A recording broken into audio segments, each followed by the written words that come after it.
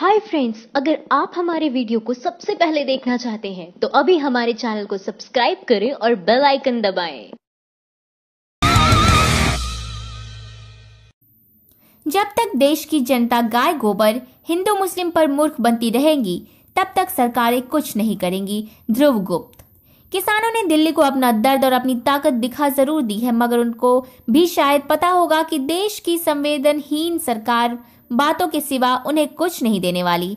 इस सरकार ने वैसे भी अपने पिछले चुनाव घोषणा पत्र में किसानों, बेरोजगारों और महंगाई की मार झेलने वाले आम लोगों से अपने चुनाव घोषणा पत्र में किए किसी भी वादे को पूरा नहीं किया है।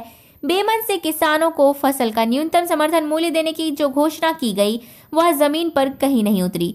फसल बीमा योजना का लाभ सिर्फ बीमा कंपनियों को हुआ है। वैसे भी किसान, मजदूर और बेरोजगार इस सरकार के लिए कोई मसला नहीं है। उसे भरोसा है कि वह कुछ भी नहीं करेगी, तब भी राम मंदिर, हिंदू मुसलमान, गाय गोबर के नाम पर उत्तेजना फैलाकर देश के 30-40% मूर्ख या भोले मतदाताओं के वोट हासिल कर सरकार बना ही लेगी।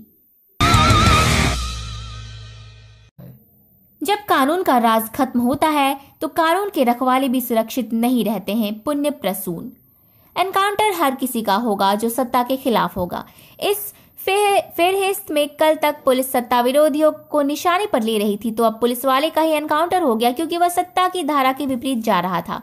बुलंदशहर की हिंसा के बाद उभरे हालातों ने एक साथ कई सवालों को जन्म दे दिया है।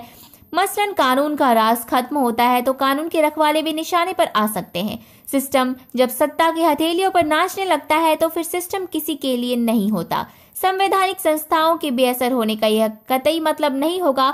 संवैधानिक संस्थाओं के रखवाले बच जाएंगे। और आखिरी सवाल, क्या राजनीतिक सत्ता वाकई इतनी ताकतवर हो चुकी है कि कल तक जिस पुलिस को ढाल बनाया आज उसी ढाल को निशाने पर ले रही है। पीएम मोदी ने आरबीआई गवर्नर के लिए मुझे क्यों चुना? मैं भी तो इतिहास का छात्र रहा हूं। रवीश कुमार। आरबीआई के गवर्नर पद के लिए इतिहास के छात्र का चयन हुआ है।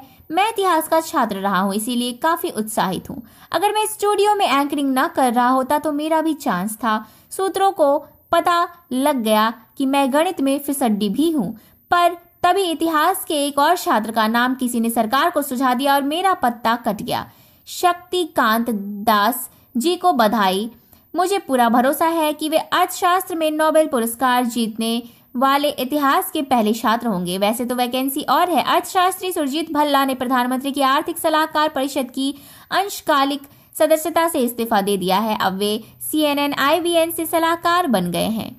पहले लोग न्यूज चैनल छोड़कर प्रधानमंत्री का सलाहकार बनते थे, लेकिन सुरजीत भल्ला ने ट्रेंड बदला है। जब मीडिया के लिए अर्थव्यवस्था को मैनेज करना है तो क्यों ना मीडिया में ही जाकर अर्थव्यवस्था को मैनेज किया जाए। फेल हुआ बीजेपी का चाणक्य। राजस्थान में अमित शाह की चुनी 42 सीटों में 34 पर हारी भाजपा। आसान है कहना कि 2014 में उगा सितारा 2019 में डूब जाएगा। ये भी कहना आसान है। पहली बार किसान, मजदूर, बेरोजगारी के समुद्र सतह पर आए तो शहरी चकाचौंध तले विकास का रंग फीका पड़ गया। मध्य प्रदेश के इंदौर और भोपाल सरीखे शहरी इलाकों में भी बीजेपी को जनता ने मात दे दी, जहां की सीट और कोई नहीं, अमित शाह ही तय कर रहे थे। और राजस्थान में जहां जहां वसुंधरा को धूल चटाने के लिए मोदी शाह की जोड़ी गई, वहां वहां वसुंधरा ने किला बचाया। और जिन 42 सीटों को दिल्ली में बैठकर अमित शाह ने तय किया, उनमें से 34 सीटों पर बीजेपी की हार हो गई। तो क्या वाकई 2014 की जीत के नशे में 2019 की जीत तय करने के लिए बीजेपी के 3 मुख्यमंत्रियों का बलिदान हुआ, या फिर कांग्रेस ने वाकई पसीना बहाया और जमीनी स्तर पर जुड़े कार्यकर्ताओं को महत्ता देकर अपने आला कमान के पिरामिड को इस बार पलट दिया? यानी ना तो पैराशूट उम्मीदवार और ना ही बंद कमरों के निर्णयों को महत्व। अब भारत पाकिस्तान आपस में कभी नहीं लड़ेंगे। इमरान खान लोग बोले, फिर हमारे नेता कैसे चुनाव लड़ेंगे? पाकिस्तान के प्रधानमंत्री इमरान खान ने बुधवार को करतारपुर में गुरुद्वारा दरबार साहिब को भारत से जोड़ने वाले बहुप्रतीक्षित गलियारे की आधारशिला रखी। इस दौरान भारत की ओर से केंद्रीय मंत्री हरदीप सिंह पुरी, हरसिमरत कौर और नवजोत सिंह सिद्धू भी मौजूद थे। इस मौके पर पाकिस्तान के प्रधानमंत्री इमरान खान ने कहा कि भारत के साथ रिश्ते मजबूत करने की इच्छा जाहिर करते हुए कहा कि मैं हिंदुस्तान के साथ मजबूत दोस्ती चाहता हूं। हम करतारपुर में सभी सुविधाएं देंगे। हम फ्रांस और जर्मनी की तरह एक हो सकते हैं। हम दोनों के बीच की जंजीरें तोड़ेंगे, जिससे दोनों देशों के बीच व्यापार शुरू होगा। इमरान खान ने कहा कि दोनों देशों के नागरिक शांति चाहते हैं और यह केवल नेतृत्व है जिसे मिलकर काम करना है। अब भारत पाकिस्तान आपस में कभी नहीं लड़ेंगे, हम दोनों मुल्क मिलकर गरीबी से लड़ेंगे। 2019 का चुनाव आसान नहीं, क्या इसीलिए बीजेपी को बुलंदशहर हिंसा का सहारा लेना पड़ रहा है? शिवसेना। बुलंदशहर के स्याना गांव में हुई हिंसा और इंस्पेक्टर सुबोध कुमार की हत्या के बाद सूबे की बीजेपी सरकार जहां विपक्ष के निशाने पर है, वहीं बीजेपी के सहयोगी भी इसे लोकसभा चुनावों से पहले ध्रुवीकरण के लिए की गई पूर्व नियोजित साजिश बता रहे हैं। महाराष्ट्र में बीजेपी की सहयोगी शिवसेना ने पूछा है कि क्या यह 2019 चुनावों से पहले धार्मिक ध्रुवीकरण की कोशिश है? शिवसेना के मुखपत्र सामना ने अपने संपादकीय में लिखा, अब 2019 के लोकसभा चुनाव के नगाड़े बजने लगे हैं। यह चुनाव हमारे लिए आसान नहीं, ये बात सत्ताधारी बीजेपी की समझ में आ गई है। इसी वजह से हमेशा वाला धार्मिक ध्रुवीकरण का हथियार इस्तेमाल तो नहीं किया जा रहा। सामना ने आगे लिखा, दिल्ली में सत्ता की चाबी 80 सीटों वाले उत्तर प्रदेश से होकर जाती है, लेकिन 2014 के 71 सीटों वाले रिकॉर्ड को दोहराना मुश्किल है। ऊपर से सारे विरोधी एक हो गए हैं। बीजेपी सांसद सावित्रीबाई फूले ने पार्टी छोड़ी, क्या यह 2019 से पहले मोदी लहर का अंत है? लोकसभा चुनाव से पहले ही बीजेपी की साख खतरे में नजर आने लगी है। बीजेपी के कई सांसद और विधायक पार्टी से दूरी बनाते दिखाई दे रहे हैं। इसी फेहरिस्त में अब बहराइच से सांसद सावित्रीबाई फूले का नाम जुड़ गया है। उन्होंने बीजेपी से इस्तीफा दे दिया है। दलित समाज से आने वाली फूले ने अपने इस्तीफे का ऐलान लखनऊ में आयोजित एक प्रेस कॉन्फ्रेंस के दौरान किया। फूले कई मुद्दों को लेकर बीजेपी से नाराज चल रही थी। उन्होंने इस्तीफा देने के साथ ही बीजेपी पर एक बार फिर हमला बोला। उन्होंने आरोप लगाया कि बीजेपी समाज में बंटवारे की साजिश कर रही है। इस दौरान उन्होंने यह भी साफ किया कि वह अब कभी बीजेपी में वापस नहीं लौटेंगी और अपने कार्यकाल तक वह सांसद बनी रहेंगी। बुलंदशहर हिंसा, आईजी ने इंस्पेक्टर पर नहीं गाय पर जताई चिंता। सिब्बल बोले, अब इंसानी जिंदगी से ज्यादा कीमती गाय है। बुलंदशहर हिंसा को लेकर पुलिसिया कार्रवाई पर उठ रहे सवालों के बीच यूपी के इंस्पेक्टर जनरल राम कुमार ने कहा कि उनकी प्राथमिकता हिंसक वारदातों में शामिल लोगों को पकड़ने से ज्यादा गौ हत्या करने वालों को बेनकाब करना है। बातचीत के दौरान आईजी ने कहा, हम सिर्फ सबूतों के आधार पर ही कार्रवाई कर सकते हैं, हमें फॉरेंसिक जांच करनी है। अभी यह साफ नहीं हो पाया है कि इंस्पेक्टर सुबोध या सुमित को गोली किसने मारी। इसके बाद आईजी ने कहा, लेकिन गो हत्या के पीछे कौन है, इस षड्यंत्र के पीछे कौन है, यह बड़ा सवाल है, ना कि बिना फॉरेंसिक सबूत के वीडियो में शामिल लोगों को पकड़ना। आईजी के इस बयान पर कांग्रेस के वरिष्ठ नेता एवं पूर्व केंद्रीय मंत्री कपिल सिब्बल ने तीखी प्रतिक्रिया दी। उन्होंने कहा कि आईजी के बयान से उनकी प्राथमिकता का पता चलता है। अब ऐसा वक्त आ गया है जहां इंसानी जिंदगी से ज्यादा कीमती गाय है। 15 साल बाद छत्तीसगढ़ में ढहा बीजेपी का किला, भारी बहुमत के साथ कांग्रेस बना रही है सरकार। 5 राज्यों की विधानसभा के लिए मतगणना अभी भी जारी है, लेकिन छत्तीसगढ़ में 15 सालों में सत्ता में रही भाजपा के लिए अब सत्ता से विदाई तय हो गई है। छत्तीसगढ़ से आए रुझानों के अनुसार राज्य में कांग्रेस पार्टी ने बहुमत पर अपनी पकड़ बना ली है। कांग्रेस पार्टी छत्तीसगढ़ की 90 सीटों में से 64 सीटों पर जीत दर्ज करती हुई नजर आ रही है। छत्तीसगढ़ में बीजेपी 15 सालों से सत्ता में रही है। इन विधानसभा चुनाव में भाजपा को राज्य की लगभग 25 सीटों का नुकसान होने का अनुमान है। साथ ही छत्तीसगढ़ में भाजपा की महज 18 सीटों पर सिमटने उम्मीद की है। बता दें कि मध्य प्रदेश, राजस्थान, छत्तीसगढ़, तेलंगाना और मिजोरम में हुए विधानसभा चुनाव के लिए वोटों की गिनती जारी है। शुरुआती रुझानों के मुताबिक मध्य प्रदेश, छत्तीसगढ़ और राजस्थान में कांग्रेस बीजेपी से काफी आगे नजर आ रही है। भाजपा की बुरी हार पर बोली ममता बनर्जी, ये 2019 की झांकी है, बीजेपी के अंत की शुरुआत हो गई है। 5 राज्यों के विधानसभा चुनाव नतीजों ने पूरे देश में हलचल पैदा कर दी है। जिन 3 राज्यों में भाजपा और कांग्रेस के बीच सीधी टक्कर थी, उनमें कांग्रेस बढ़त बनाए दिख रही है। मध्य प्रदेश, राजस्थान और छत्तीसगढ़ में कांग्रेस को बहुमत मिलता दिखाई दे रहा है, जिसके बाद बीजेपी पर न सिर्फ कांग्रेस की ओर से बल्कि तमाम विपक्षी दलों से हमला होने लगा है। तृणमूल कांग्रेस की सुप्रीमो ममता बनर्जी ने इसे 2019 की झांकी बताया है और कहा है कि बीजेपी के अंत की शुरुआत हो गई है। दरअसल लोकसभा चुनाव के कुछ ही महीने पहले हुए इन विधानसभा चुनाव की महत्ता इसीलिए भी बढ़ जाती है कि इनमें जीतने वाला लोकसभा चुनाव में मनोवैज्ञानिक बढ़त हासिल करेगा। 2014 में भाजपा को मिली बड़ी जीत के पीछे 2013 में इन 3 राज्यों में विधानसभा चुनाव जीतना एक बड़ी वजह थी। भाजपा विधायक बोले, अयोध्या में राम मंदिर बनवाने में फेल रही है बीजेपी, इसीलिए 5 राज्यों में हारे चुनाव। बलिया के बैरिया से भाजपा विधायक सुरेंद्र सिंह ने कहा है कि भाजपा शासित राज्यों में भाजपा की हार का कारण सवर्णों के खिलाफ SC/ST एक्ट लाना और अयोध्या में अभी तक राम मंदिर का निर्माण न होना है।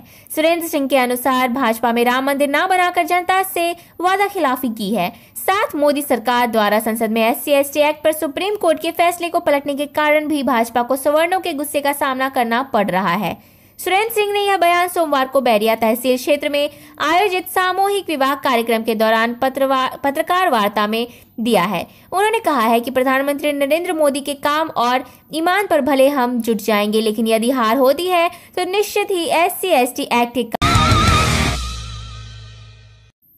मां गंगा का बेटा वाराणसी छोड़ पटना या अहमदाबाद से लड़ेगा 2019 का लोकसभा चुनाव, क्या यह भी जुमला था? प्रधानमंत्री नरेंद्र मोदी ने 2014 लोकसभा चुनाव जीतने के लिए बनारस रैली में ये कहा था कि मैं यहां आया नहीं हूं, बल्कि मुझे तो मां गंगा ने बुलाया है, और ये भी दावा किया था कि बनारस को आने वाले दिनों में क्योटो बना देंगे। लेकिन चुनाव जीतने के बाद बनारस में ना ही मां गंगा का बेटा कहीं दिखा और क्योटो तो दूर, बनारस पहले से भी बदतर हो गया है। ऐसे में आगामी 2019 में होने वाले लोकसभा चुनाव में शायद PM मोदी बनारस छोड़ सकते हैं। अखबार में यह दावा किया गया है कि PM मोदी 2019 का लोकसभा चुनाव बनारस छोड़ पटना या अहमदाबाद से लड़ सकते हैं। उनका यह भी कहना है कि इसके लिए बीजेपी के साथ साथ संघ ने भी जमीन तैयार करना शुरू कर दिया है। बिहार में हार से NDA में मची रार, चिराग पासवान बोले, यही हाल रहा तो 2019 नहीं जीत पाएगी बीजेपी। बिहार में लोकसभा की एक और विधानसभा की 2 सीटों पर हुए उपचुनाव के परिणाम से राजग में खलबली मच चुकी है। तेजस्वी यादव के नेतृत्व में राजग ने अररिया लोकसभा सीट और जहानाबाद विधानसभा सीट शानदार प्रदर्शन करते हुए जीत हासिल की। वहीं भभुआ विधानसभा सीट पर भाजपा ने अपना कब्जा कायम रखा। उत्तर प्रदेश की 2 लोकसभा सीट पर हुए उपचुनाव के परिणामों में भी बीजेपी को निराश किया। CM योगी अपना गढ़ भी नहीं बचा पाए। बीजेपी फूलपुर और गोरखपुर दोनों सीट हार गई। इस हार ने बीजेपी के लिए मुसीबत खड़ी कर दी है।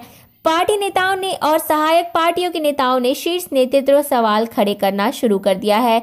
लोक जनशक्ति पार्टी अध्यक्ष रामविलास पासवान के बेटे चिराग पासवान ने बीजेपी के खराब प्रदर्शन को लेकर रोष जाहिर किया है। चिराग ने कहा, बीजेपी हार को लेकर इतनी गंभीर नहीं है जितनी होनी चाहिए। उन्होंने कहा कि अगर बीजेपी की यही हाल रही तो 2019 जीतना उतना आसान नहीं होगा। गुजरात के बाद राजस्थान में भाजपा का बुरा हाल, शिवसेना ने कहा, साहेब ये ट्रेलर है, 2019 में पूरी पिक्चर दिखाएगी जनता। शिवसेना नेता संजय राउत ने शुक्रवार को बीजेपी पर निशाना साधा। उन्होंने कहा कि गुजरात चुनाव ट्रेलर था, राजस्थान का उपचुनाव इंटरवल और 2019 में पूरी फिल्म का शो होना अभी बाकी है। कल का बजट पेश होने के बाद जहां मोदी सरकार को सभी से निंदा का सामना करना पड़ रहा है, वहीं पर संजय राउत ने कहा है कि जेटली का आम बजट 2018 काफी अच्छा है, लेकिन केवल कागज पर। आम जन को वैसे बजट की भाषा समझ नहीं आती। पंजाब में किसान आत्महत्या कर रहे हैं और ये मोदी सरकार में ही ज्यादा देखने को मिल रहा है, पर इसकी चिंता किसी को नहीं। हालांकि मोदी सरकार अपने भाषणों में समय समय पर कहती रहती है कि 70% जनता गांव में रहती है। उन्होंने कटाक्ष करते हुए कहा है कि गुजरात चुनाव ट्रेलर था, राजस्थान उपचुनाव इंटरवल अब 2019 में पूरी फिल्म दिखाएगी। पाकिस्तान PM इमरान खान बोले, सिद्धू ऐसा लीडर है जो हिंदुस्तान ही नहीं पाकिस्तान में भी चुनाव जीत सकता है। आखिरकार भारत के सिख समुदाय के लिए 70 सालों का इंतजार आज खत्म हुआ। आज पाकिस्तान के प्रधानमंत्री इमरान खान ने करतारपुर में गुरुद्वारा दरबार साहिब को भारत से जोड़ने वाले बहुप्रतीक्षित गलियारे की आधारशिला रखी। इस दौरान भारत की ओर से केंद्रीय मंत्री हरदीप सिंह पुरी, हरसिमरत कौर और नवजोत सिंह सिद्धू पाकिस्तान में कॉरिडोर के शिलान्यास कार्यक्रम में मौजूद रहे।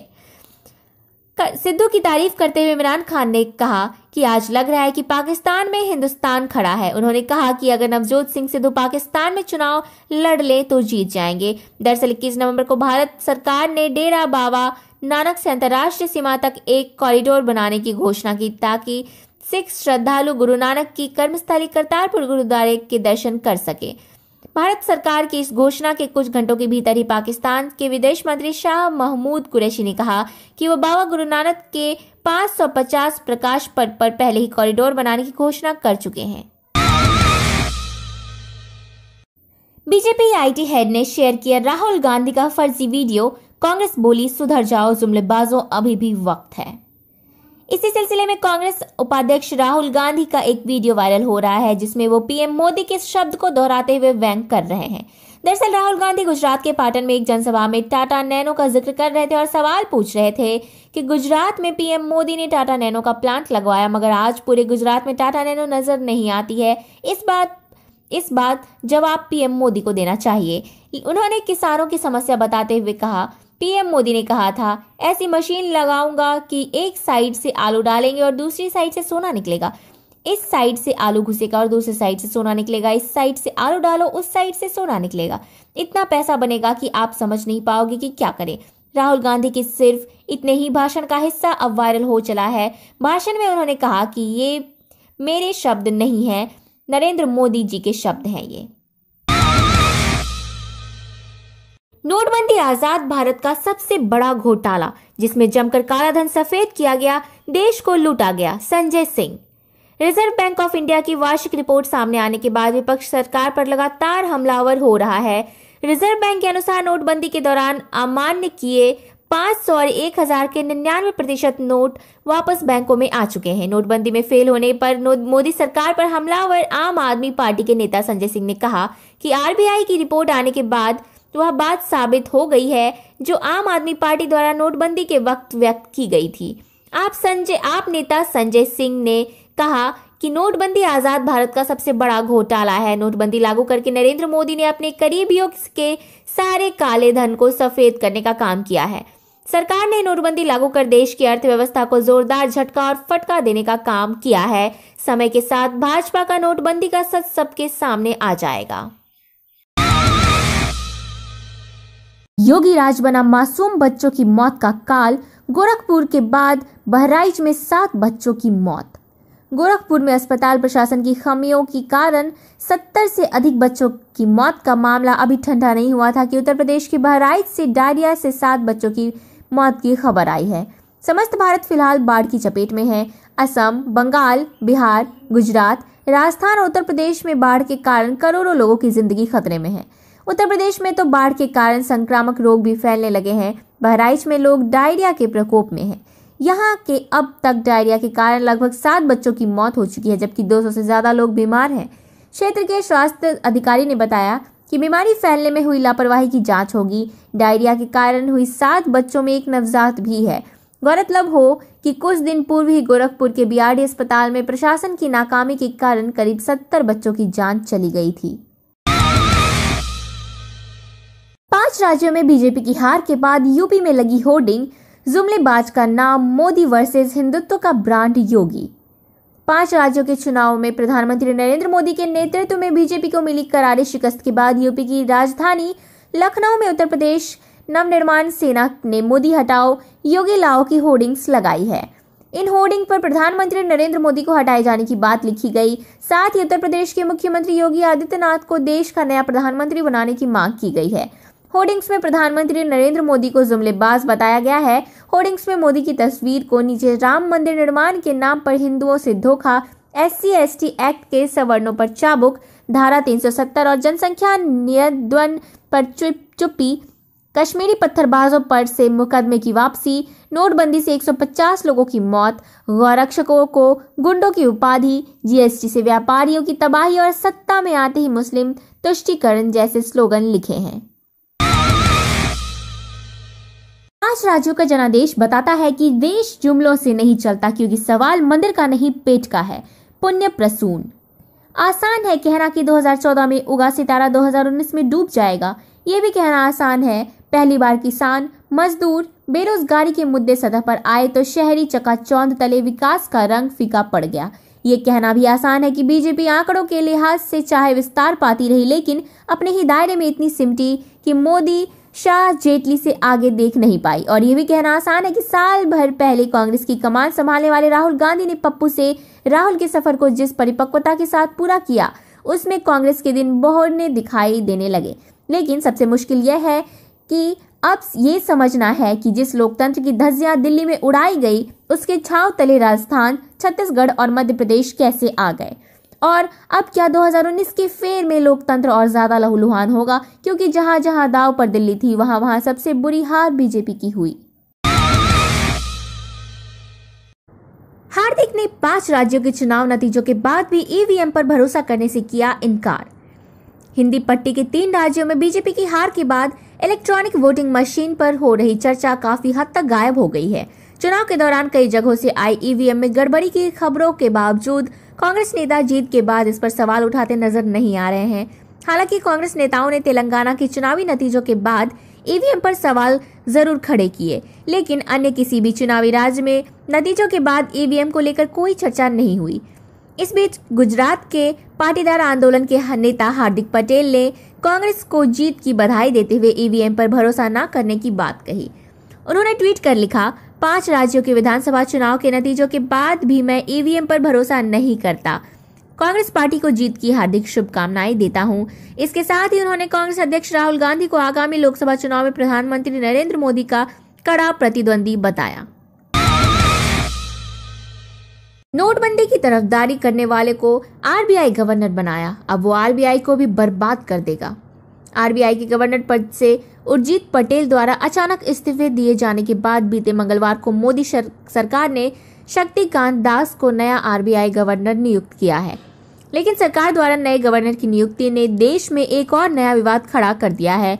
वरिष्ठ वकील प्रशांत भूषण ने नए गवर्नर को न सिर्फ मोदी सरकार का प्रवक्ता बताया है, बल्कि उनके अनुसार मोदी सरकार द्वारा सभी संवैधानिक संस्थाओं को बर्बाद करने के लिए मोदी सरकार द्वारा लिया गया एक और बड़ा फैसला है। प्रशांत भूषण ने ट्वीट कर लिखा है कि आरबीआई के नए गवर्नर नियुक्त किए गए शक्तिकांत की मुख्य योग्यता मोदी सरकार का प्रवक्ता होना मात्र है, जिन्होंने नोटबंदी पर जोरदार तरीके से मोदी सरकार का बचाव किया था। आगे प्रशांत भूषण लिखते हैं कि मोदी सरकार द्वारा इस प्रकार की नियुक्तियां देश की संवैधानिक संस्थाओं को बर्बाद कर देंगी। मोदी की रैली से 12 सीटें हारी बीजेपी, जबकि राहुल की रैली से 12 सीटें जीती कांग्रेस। क्या लहर की धार बदल गई है? बीजेपी भले ही प्रधानमंत्री नरेंद्र मोदी को कांग्रेस अध्यक्ष राहुल गांधी से बड़ा नेता बताती हो और यह दावा करती हो कि देश की जनता राहुल गांधी के मुकाबले पीएम मोदी पर ज्यादा भरोसा करती है, लेकिन छत्तीसगढ़ की जनता ने बीजेपी के इस दावे को गलत साबित कर दिया है। छत्तीसगढ़ में जहां भी प्रधानमंत्री नरेंद्र मोदी प्रचार के लिए गए, वहां बीजेपी को हार का सामना करना पड़ा है। वहीं इसके बरअक्स राहुल गांधी की चुनावी सभाएं कांग्रेस के लिए कारगर साबित हुई है। चुनाव प्रचार के दौरान राहुल गांधी ने जहां भी जनसभाएं की, उनमें ज्यादातर जगहों पर कांग्रेस को कामयाबी मिली। वह अपनी सभाओं के दौरान जनता का विश्वास जीतने में सफल रहे। हिंदू दैनिक पत्रिका के मुताबिक प्रधानमंत्री नरेंद्र मोदी ने सूबे की 12 विधानसभा सीटों पर सभाएं की और बीजेपी को इन सभी सीटों पर हार का सामना करना पड़ा। इन सीटों में जगदलपुर, बिलासपुर, अंबिकापुर, महासमुंद और सरगुजा शामिल है। इन सीटों पर पीएम मोदी ने बड़ी जनसभाएं की थी। जनता ने कांग्रेस को 3 राज्यों में जिताकर बता दिया है कि कौन पप्पू है, कौन फेंकू है। शत्रुघ्न सिन्हा।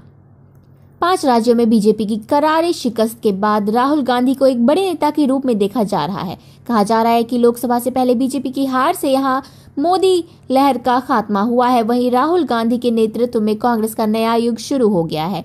राहुल गांधी को अभी तक बीजेपी से लेकर मेन स्ट्रीम मीडिया तक ने एक अपरिपक्व नेता के तौर पर पेश किया है, लेकिन जिस तरह से उनके नेतृत्व में कांग्रेस ने हिंदी पट्टी के 3 राज्यों से बीजेपी का सफाया किया है, इसके बाद उनकी परिपक्वता पर सवाल उठना जायज नहीं होगा। पीएम मोदी लोकप्रियता के मामले में भले ही राहुल गांधी से आगे हो, लेकिन 5 राज्यों के चुनाव में जनता ने उन्हें पूरी तरह से नकार दिया है। इन राज्यों में बीजेपी की हार का ठीकरा राज्य सरकारों पर फोड़कर भी पीएम मोदी को आलोचनाओं से नहीं बचाया जा सकता, क्योंकि पीएम मोदी ने इन तमाम राज्यों में जाकर जोरदार प्रचार किया था। मनमोहन सरकार के मुकाबले मोदी राज में आधा हुआ निवेश, 10.7% से घटकर 5.3% हुई GFCF। मोदी सरकार यूं तो कई मुद्दों को लेकर विरोध का सामना कर रही है। इसे सामाजिक, धार्मिक, कानून व्यवस्था और विकास संबंधित मुद्दे हैं। लेकिन जिस मुद्दे पर सरकार बुरी तरह घिर चुकी है और जिसको कोई भी व्यक्ति या समुदाय नजरअंदाज नहीं कर सकता है, वो है अर्थव्यवस्था। 2014 में भारत को चांद पर पहुंचाने का दावा करने वाले मोदी के कार्यकाल में भारत की अर्थव्यवस्था बहुत कमजोर हुई है। इसकी दास्तान देश की मुद्रा, रुपया से लेकर देश में घट रहे निवेश के आंकड़े बताते हैं।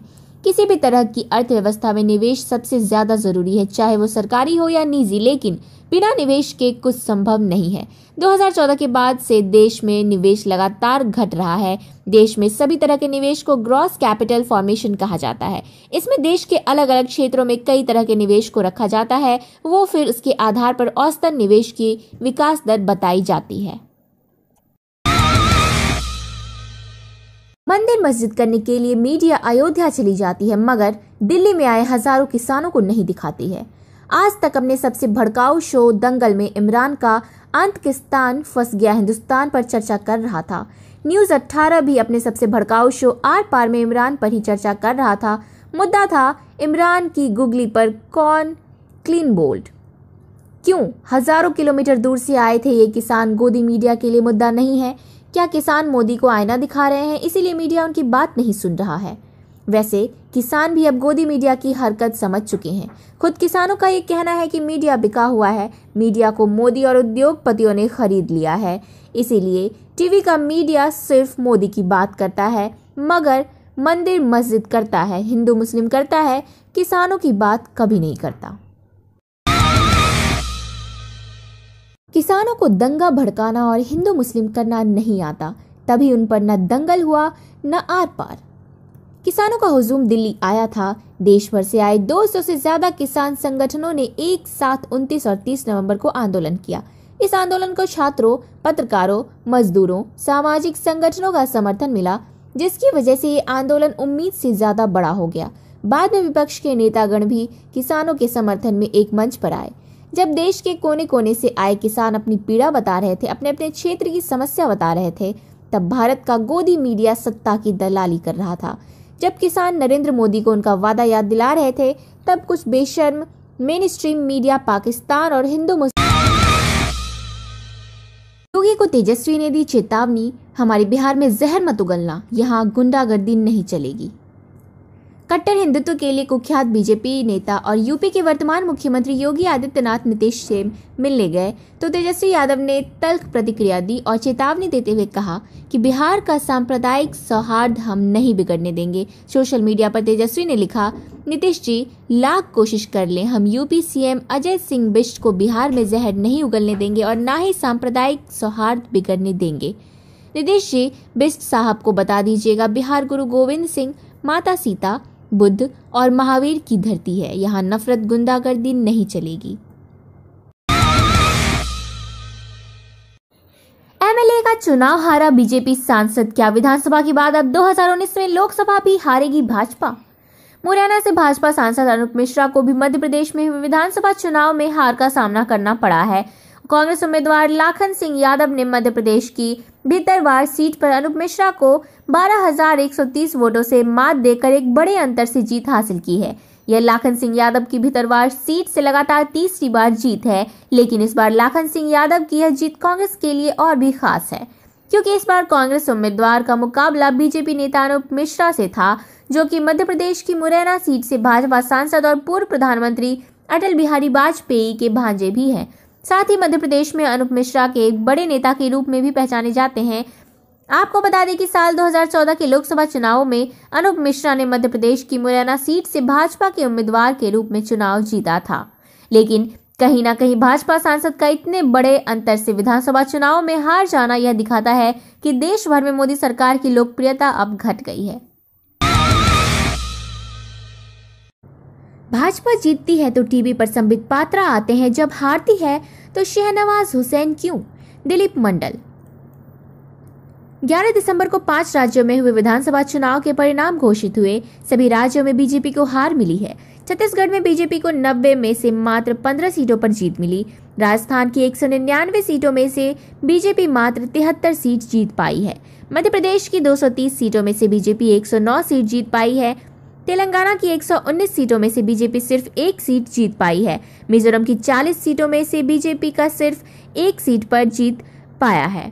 कुल मिलाकर बात यह है कि चुनाव परिणाम बीजेपी के लिए त्रासदी लेकर आई है, लेकिन दिलचस्प बात यह है कि हमेशा की तरह बीजेपी अब त्रासदी से जूझ रही है। तब सबसे हास्यास्पद प्रवक्ता गायब नजर आ रहे हैं। जी हाँ, यहाँ बात संबित पात्रा की हो रही है। टीवी डिबेट में पार्टी के बचाव के लिए रोजगार, किसान, शिक्षा, व्यापार, सड़क, बिजली, भ्रष्टाचार आदि का मुद्दा चुटकियों में गायब कर देने वाले संबित पात्रा टीवी पर बहुत कम नजर आए। माइंड द न्यूज रूम की रिपोर्ट। Thank you for watching our video. अगर आपको हमारी वीडियो पसंद आई हो तो इसे लाइक जरूर करें और हमारे चैनल को सब्सक्राइब करना ना भूलें।